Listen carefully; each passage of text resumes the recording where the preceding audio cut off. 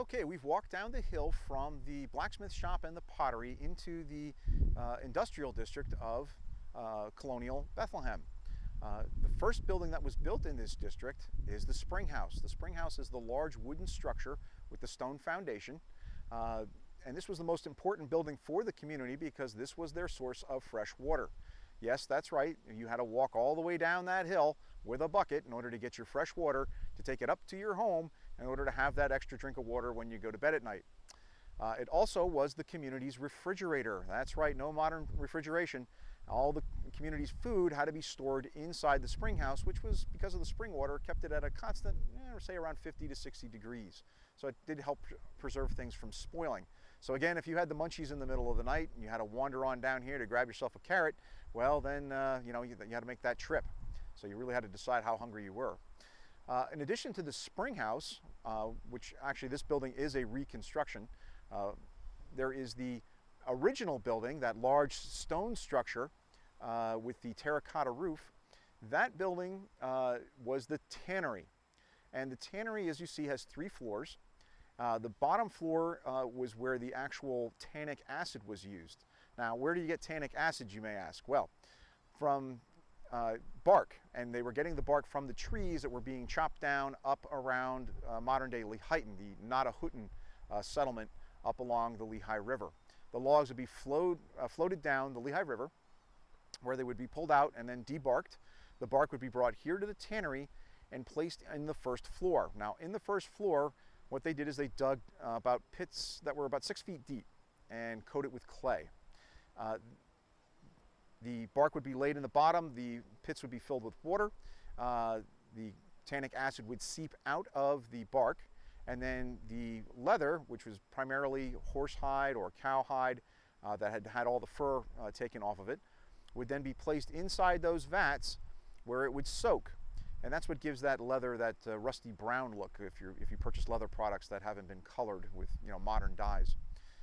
It would also make the skins more pliable so that you could bend them and use them a little bit better. And they would go through that soaking process. I think there were 6 separate vats in there. And then they would eventually be pulled out and dried up on the second floor, where again they could then not only be dried but also begin to cut into various shapes that were necessary for all of the leather products used in the 1700s. Things like saddles and bridles and cartouche boxes and anything else you can think of that was made of leather from those times.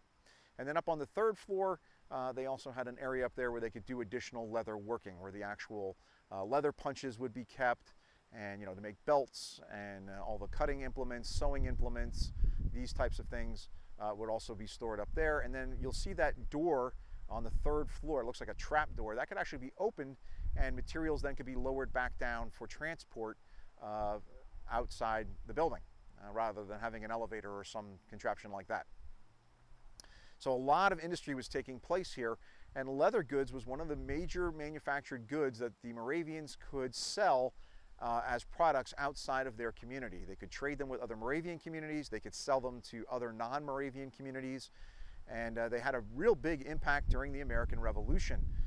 George Washington and the Continental Army had a major need for leather goods, saddles and bridles and cartouche boxes and all these types of things, and they actually could have them manufactured here by the Moravians and then delivered to the Continental Army Depot in Pennsylvania.